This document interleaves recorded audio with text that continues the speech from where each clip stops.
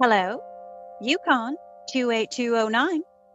Yes, this is Candy Matson. National Broadcasting Company presents Candy Matson, Yukon 28209.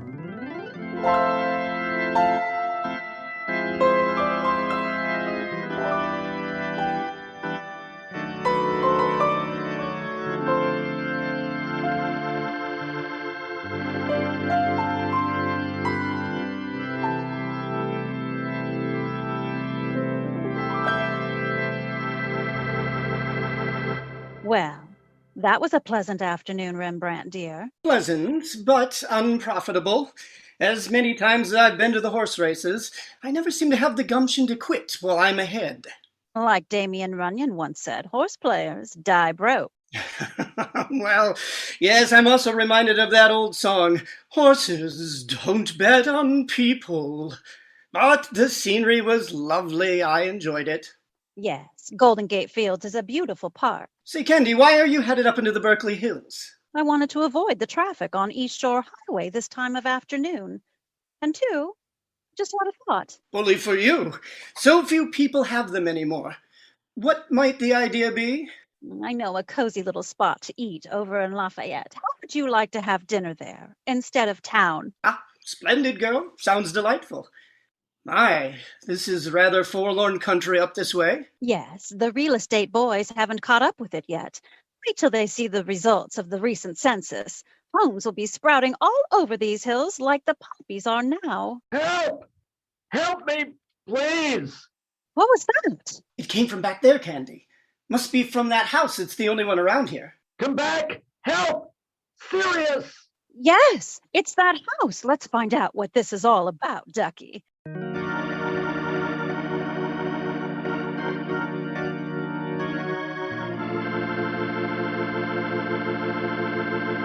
Now there's a fine start for a cozy dinner in Lafayette. It could only happen to Candy Matson, San Francisco's well-known private investigator. Whether she's at home in her penthouse on Telegraph Hill or at the races in Albany, it makes no difference. Trouble always seems to pop up its dangerous head, and this was no exception. A quiet afternoon, watching the wrong horses finish in the right positions, then driving along a road on top of Berkeley's skyline, and out of the dusk, a man's cry for help. That cry led to a maze of events that would have done justice to an Alfred Hitchcock movie. Want to hear what developed after the man crawled for help? Well, here's the gal to do it, Candy Matson. What was that man said about a maze of events? He's right, but oh, in such a mild way. Just to pick a word at random, it was murder. Sorry if the word sets up a feeling like fingernails down a blackboard, but leave us to confront it. That's what it was. Murder. And it might have gone on ad infinitum if well, that part of the story comes later. What comes firster was the fact that I stopped the car, turned around, and drove up in front of this lonely house high above Berkeley, overlooking all of San Francisco Bay. The front door was open, so Rembrandt and I walked right in. There, by an open window, was a man on his knees, draped over the windowsill from where he had called. Thank you. Oh, thank you. Oh, it's a heart attack. Quick, Rembrandt, help me get him on the couch. Surely. Then we'll get his collar open and loosen his tie. There we are. My wife gone for doctor. Good. How long ago? Don't know. 10 minutes maybe. Can't wait. Too late. Here, take this envelope. Deliver it. Deliver. Take it easy. Don't try to talk. Save all the strength you possibly can. This important. Must talk. Must. I've got his tie off, Candy. Yes, never mind his collar, though. It won't do him any good. Not now. Candy, you don't mean he's dead? I'm afraid so. I can't feel any pulse. Oh, this is a fine kettle of smelt. How do we explain this stuff? The only way to explain it, just tell what happened. The way it happened. Who will believe that we were just driving along a lonely road, heard this chap call for help, went to his aid, and then had him expire gracefully half a minute later? It's too pat, Candy. The truth is always hard to swallow, Rembrandt. Well, this is cozy. What do we do now? Leave, report it to the police, and be on our way. There's nothing we can do by hanging around. Well, we could stay and console the widow when she returns. No, I hate scenes like that. She'll cry, then I'll cry, and I'll feel miserable for a week. Come on, Ducky, let's go. You're not forgetting the envelope, are you? No, that was the request of a dying man. I'll follow through with it. Ah! Oh, Rembrandt, what's wrong? It startled me. A black cat just ran across the doorstep in front of us. Don't start anything like that. A cat's a cat, whether it's black, green, or beige. It's only the kind that walk on two legs that make me worry.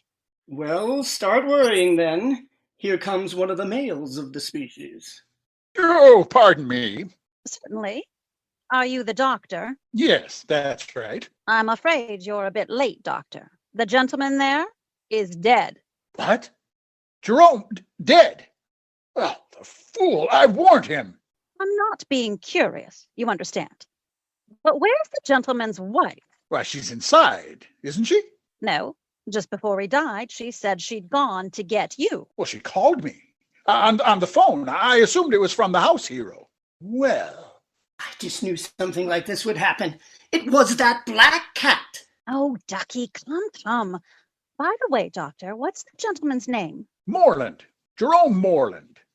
Wait just a minute, young lady. If you don't know him, what were you doing inside? Ah, that's a good question. Answer the good doctor, Candy. Well, my friend here and I were driving up the road. Obviously, Mr. Moreland made it to the window, opened it, and called to us as we were passing. I turned around, went in, the door was open, found him on his knees up against the windowsill. We lifted him onto the couch, tried to make him comfortable, but it was too late. He died in less than 30 seconds. Mm-hmm. Come along with me, will you please? First, I want to examine Jerome. Then I'll have to have some information from you for my reports. We went inside the house, and the doctor busied himself with whatever doctors busy themselves with when they examine a corpse. Rembrandt and I stood in the entrance hall and watched while we had a smoke. When the medic finished, he fired a volley of questions at us. Where we lived, how long, occupations, etc., and then he excused us. It was funny being on the opposite end of an inquisition, but the doctor was nice enough about it, and it had to be done. We gave up the idea of dinner in Lafayette, drove back across Bay Bridge, and ate at a place in Chinatown. And all the time I had one tiny gnawing thought in the back of my head. What happened to Moreland's wife? When one's husband is dying, you don't stop off for a pound of hamburger and call the doctor from the butcher shop. After dinner, Rembrandt, who had been silent, spoke up. Dove, I can't place my finger on the exact cause, but I have a slight touch of the vapors. No, Ducky, I'm sorry. Well, it was either the sight of that poor man dying on the couch or the tomato chow yuck. In either case, I'd like to get home, attack a bottle of aspirin, and retire to me downy. Would you be a love and drive me to my domicile? Certainly, dear. I've got a little errand I want to run anyway. Oh, girl, you're not going to entangle yourself in this Berkeley thing. You know me and my hunches, Rembrandt. Something smells about this deal. I don't like it. In the first place, I'm not too sure about that doctor. The more I think about it, the more it strikes me that he gave the late Jerome Moreland a very amateurish going-over. Yes, I noticed that too. That was a family home, Ducky. It showed great, huge gobs of loving care. The Moreland's wife was the kind of homemaker. She wouldn't just run out of the house and call the doctor and forget to come back. I admit it. It does sound suspicious. It's that cat, believe me. You do have a touch of the vapors. Come, Lamb. I'll take you home. You're becoming delirious.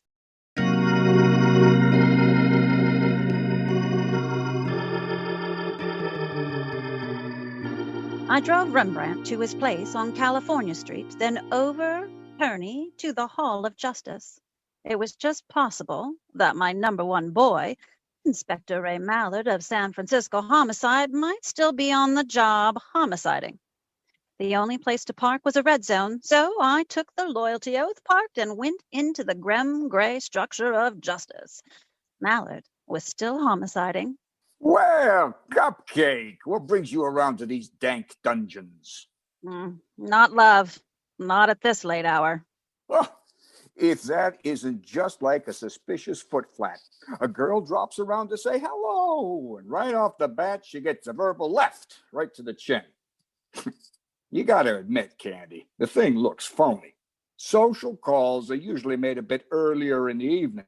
Okay, you got me. I'm here on business. You see, if you'd admitted it in the first place, we would have saved 5 lines of dialogue. Where's the pitch? I just met a doctor. Ooh, how thrilling. That doesn't happen to just anyone. Said doctor affected me like aphis. What's the ephus on the aphis? It has something to do with a gent who died under my very nose, Mallard, dear. That's occupational with you. Now, suppose we start from the beginning. Then I can sort the facts. Do you know a man by name of Jerome Moreland? Jerome Moreland? Are you kidding? He's merely one of the world's outstanding scientists. Shake hands, then, with the hand that unloosened his tie. He up and died this afternoon. What? Wait, this is terrible, Candy. Mallard, dear, I've never seen you quite upset. It's going to upset the entire country. Dr. Moreland was a very vital cog in the United States' international security. I'm afraid I don't understand. Oh, you will when you start reading page 1 in tonight's papers. Come, Candy. You're better than that. Moreland. Doesn't it mean anything to you? Nope. Sorry. He's the man who played one of the leading roles in developing the A-bomb. He contributed largely to the H-bomb, and from what I've heard, he was working on something currently that would have outmoded both of them. Oh, sure, now I remember. He made the cover of Time about a month ago, didn't he? That's the one. Imagine. And I was there when he died. How did it happen, Candy? Rembrandt and I were driving up this road in Berkeley. We heard this fellow call from help from his house. We went there, and there he was. Heart attack, I'm sure. What a shame. Moreland meant an awful lot to the security of this country. He was one of the colossal brains of the world. Of course, you'll be called for the inquest, Candy. Oh, sure, that I know. After all the data the doctor put down, I'm going to be the star. Who was the doctor? What? His name. What was the doctor's name? Oh, Mallard. And you won't believe this. I forgot to ask. And you make a living as a private eye. Oh, Candy, give it up. Marry me, and I will. Let's not change the subject. One of these days, one of my hints is going to seep through that sponge-like head of yours. In the meantime, thanks for the information on Jerome Moreland. You leaving, Cupcake? Uh-huh. I've gone as far as I can here. That supersonic barrier of yours, Mallard, is a little hard to crack. As I left the Hall of Justice, the fog was oozing in through the Golden Gate. The lights of the city shot up and in turn were sent back from the fog bank, giving the town a fluorescent look. I bought a paper, and sure enough, there were the details of the death of Dr. Jerome Moreland. Headlines, that's what. He was everything Mallard said he was, a world-renowned figure. Of course, my name was mentioned prominently as having been there at the time of his death. I went home, hit the sack, and had a fit full of dreams for myself. Mallard was the star in color. The fade-out came with me in Mallard's arms just as the bell rang and saved me from going another round. It was 9 o'clock the following morning.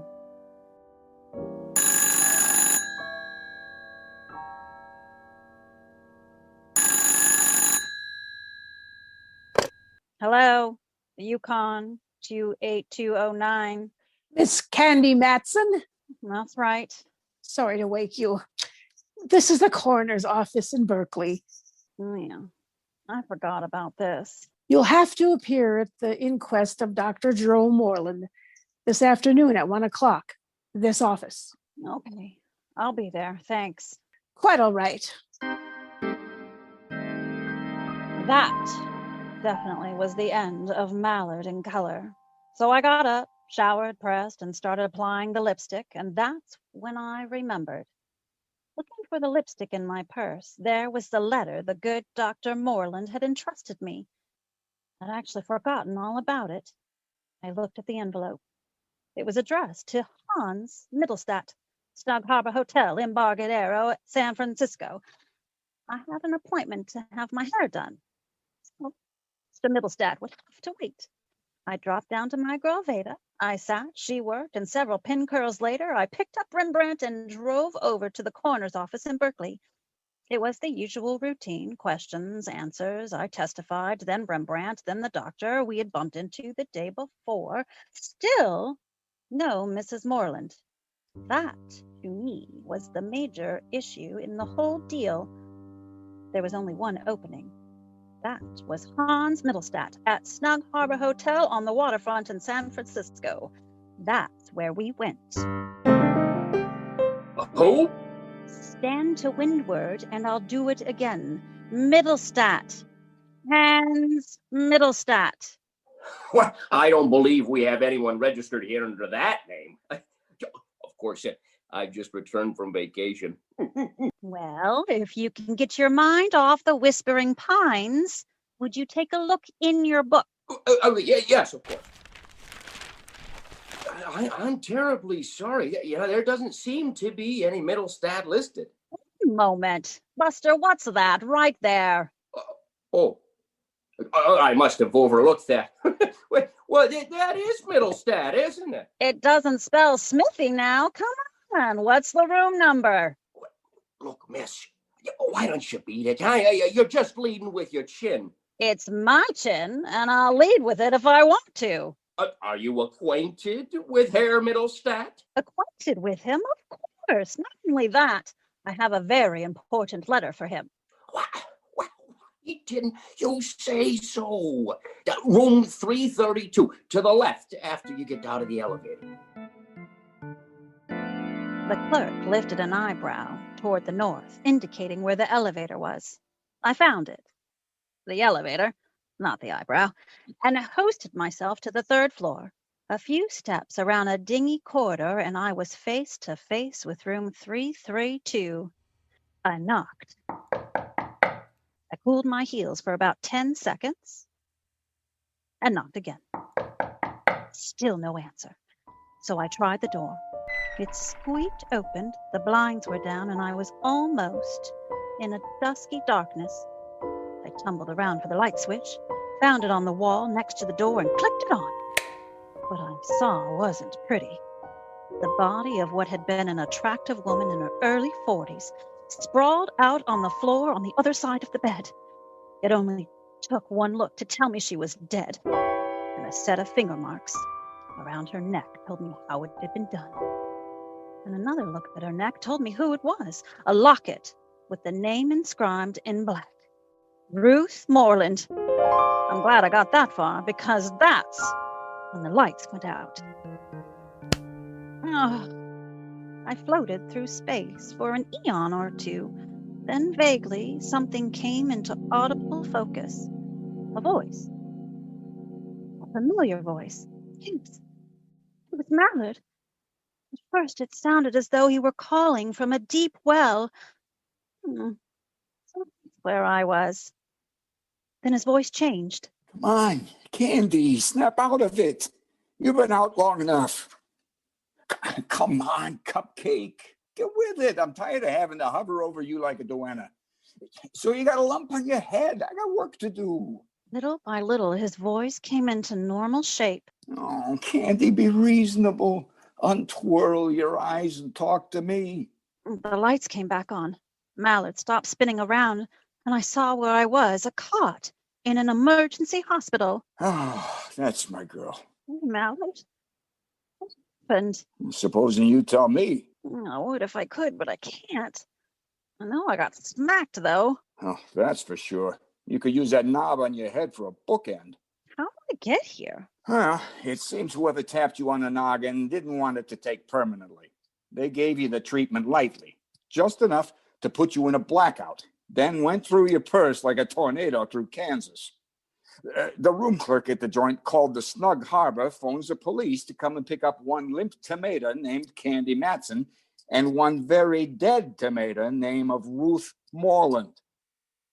Did you have anything to do with Mrs. Moreland's ugly finish, Candy? You know better than that, Mallard. Answer me this then. Could that hotel clerk have given you the wallop? Might, but I don't think so. Yeah, I was just wondering. He had shifty eyes, like the 49er backfield. Oh, okay. So somebody goes through your purse. Yeah, Candy, look at me as best you can. That's a girl. Now, do you have information somebody could be after? Mm-hmm. It's not your purse. Mallard, have you been going through my purse too? Yeah, don't get so excited. It was only in the line of duty. Don't you realize that a woman's purse is private domain? Yeah, not when the owner of said purse is laid out unconscious on a hotel room floor. Now answer my question. Do you have any information someone could be after? I already did. I'll repeat the answer. Uh-huh. Like I said before, it's not in your purse. Where is it? I have it on me. Oh. Much safer than a purse. Yeah. What is this all about, Candy? Honestly, Mallard, dear, I can't tell. I really don't know. Well, what's the information? I don't know. Who killed Ruth Moreland? I don't know. You know, Candy, sometimes our friendship makes my job awfully tough. Okay, so we don't know nothing. The chief is terribly unhappy about this whole thing. Take my advice. Don't go on any long trips. I wobbled to my feet, and Mallard took me back down to the waterfront to get my car. Then he patted me on the hand, and I went home. Now, I was more than just curious. If someone tagged my head with a sap, I wanted to know what the reason was. So, throwing etiquette out the window, I reached down inside where I was keeping the letter and opened the envelope. Addressed to Hans Mittelstadt, it read, "Too many after Formula 12K have decided on this method. In case my heart goes bad, you will receive this. Look for the collar on Jake. Keep up the good work, Jerry." Now, where was I? Looking for a collar on Jake. Jake who? Whom? What sort of collar? Barrymore? Prince of Wales? Who? In spite of the Jean Krupa symphony going on in my head, I wanted to hear more. The only chance of getting some was to revisit the late Jerome Moore's house in Berkeley. I eased back over the Bay Bridge, held out my hand with 2 bits at the toll gate, held my breath as I passed the clam flats, and whipped up into the hills. There it was, the house where Rembrandt and I had heard the late scientist calling. Naturally, it was locked, but I knew a way to get in. Suddenly, I was. I probed about, expecting nothing, and found just that, nothing. I tried the back door. It led on to a terrace patio. I came up short. There, under a tree, was a small boy sitting with a cat in his lap. The same cat, I imagined, that had frightened Rembrandt. Well, hello there, Sonny. Hello. What's your name? Tommy. What's yours, lady? Candy. That's a pretty name. Yes, it is. Very pretty. I hope I didn't startle you. Well, yes, you did, frankly. My apologies. I was looking for my son. He must have climbed over the fence. I didn't expect to find him here now that both Dr. and Mrs. Moreland have passed away. Tommy, where have you been? Right here, playing with the cat. Yes, of course. Here, let me have the cat. That's a good lad. You come right home now. Mommy says that dinner is almost ready. Again, I'm sorry, miss. I hope I didn't frighten you. Come right home, Tommy. That's a pretty cat, Tommy. How long have you had him? Oh, he's not mine. He lives here with Mr. Moreland. Oh, I see. Well, don't you think you better go along with your daddy? That's not my daddy. What? Who is he, Tommy? I don't know. I never saw him before. What do you know about that? Listen to me. Tommy, what's the cat's name? Jake? Oh, thanks, Tommy. I'll see you later. You've got one gross of popsicles coming on me. Sometimes I'm a dope. I should have sniffed something when that guy didn't question my presence in Moreland Yard. Now, he had a head start on me. He disappeared around the corner of the house, and I ran over there, nothing but fence. Only one way out, and that was over. I wasn't too familiar with fence climbing tactics, but I could learn, and I did, in a hurry. I shimmied over the other side just in time to catch a glimpse of my man, with the cat clutching firmly under his arm. He was running down the back lot. There was a little stream running through the property, dividing the homes on the side of the block from those on the far side. I saw the plan he had in mind. He was going to cut across the small wooden footbridge, duck up through one of the yards on the other side, out in front where he obviously had his car waiting for him. I saw I'd never be able to head him off on foot, so I ran back the way I came in, found my car whipped around to the other street, empty. It was a one-way street, so I followed, taking what I thought would be the same course as my quarry. I must have gone about 15 blocks when all of a sudden I was confronted by 1, a crowd, 2, a couple of very messy-looking cars embracing each other head-on. What's the commotion, officer? Take a look. I shouldn't have to explain that. Quite a tangle. Anyone hurt? Yeah, the lady in the sedan is banged up pretty bad. The guy in the coupe, he's dead. The guy in the... That's him. What? Do you know him? No, was there any sign of a cat, a black cat with white paws? Have you been drinking, lady? No, officer, that man had a cat with him. I haven't seen any cats. And I was only a block away when I heard the crash. Then Jake's bound to be in the vicinity. Excuse me, officer, I've got to see a cat about a man. I got out of the car, left the officer with his mouth open and his arches flat. Now, if I was a cat, where would I go? Someplace away from the confusion of people and wrecked automobiles. That's where I looked, and sure enough, I found Jake in 5 minutes. I picked him up, got back in the car, drove over to the Hall of Justice in San Francisco. I didn't have to worry about my friend in the coupe. I knew we could find him, if we needed him, on a slab in the Berkeley morgue. I found Mallard sitting at his desk going over some papers. I walked in, plopped Jake, the cat, right in front of him. What the? Hey, get that thing out of here, Candy. What's the matter, Mallard, dear? Is the great bold footflat scared of cats? It doesn't look dignified. You get him out of here. Uh-huh. I have a hunch Jake is a very valuable cat. He belonged to the late Dr. Jerome Moreland. What are you up to, Candy? See that collar around Jake's neck? It has a little container on it. Pry it open, Mallard. I think we'll find something. That's a solid little thing. Wait a minute. There we are. Wait a minute. Come here, Jake. On the floor. That's it. Empty the tube, Mallard. Well, what do you know about that? Microfilm. And 5 will get you 10 that they contain the formula for Dr. Moreland's latest development. Okay, Cupcake. Start unraveling the mystery. Well, this is going to sound incredible, but it's true, so help me. Just before Dr. Moreland died on the couch, he gave me an envelope asking me to deliver it to the name on the outside. Hans Mittelstadt, Snug Harbor Hotel, Embarcadero, San Francisco waterfront. That's where I got smacked over the head by Hans Mittelstadt himself.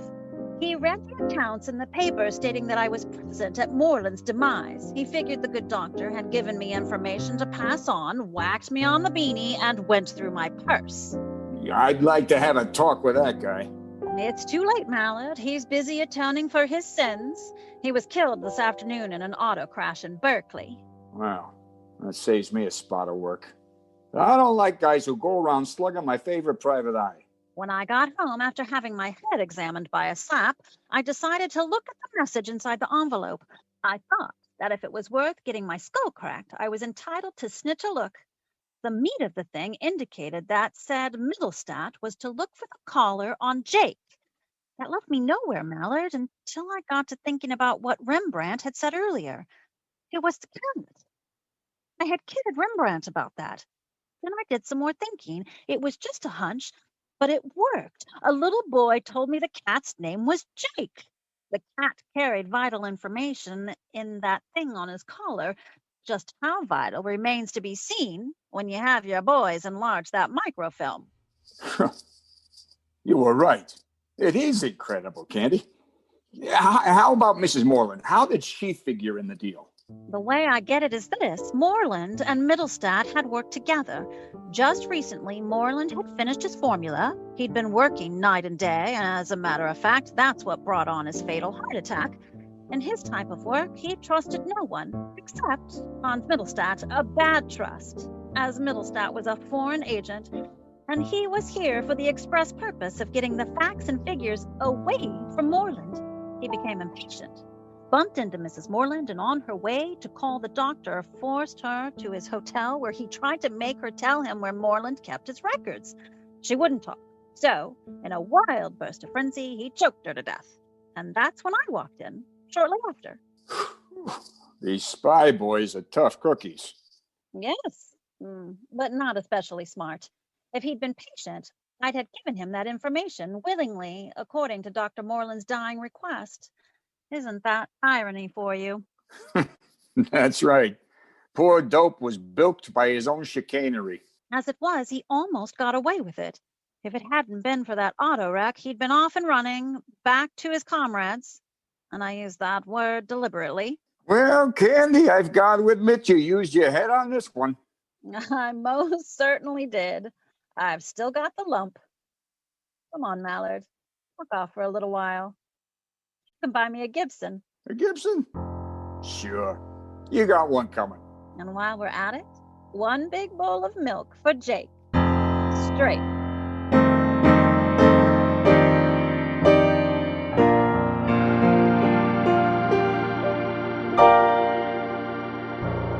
Listen again next week at this same time. For excitement and adventure, just dial Candy Matson, Yukon 28209. The characters in tonight's story are entirely fictitious. Any resemblance to actual people is purely coincidental. Brad Williams speaking. The program came to you from San Francisco. This is NBC, the National Broadcasting Company. You have been listening to Candy Matson, Yukon 28209, recreated by Lincoln Community Playhouse, featuring our Playhouse on the Air performers. Heather Villaescusa. Kent Cain. Brad Williams. Dave Maxwell. Pete Colburn. Rhonda Staats. Mike Marcou. Oliver Schams. Aiden Smerud. Playhouse on the Air was directed by Morrie Enders, with Barb Armstead as stage manager and Sara Bournia as sound technician. Music composed and performed by Jack Forbes Wilson. For more information on Lincoln Community Playhouse, please go to lincolnplayhouse.com. And if you enjoyed our program, please like and subscribe.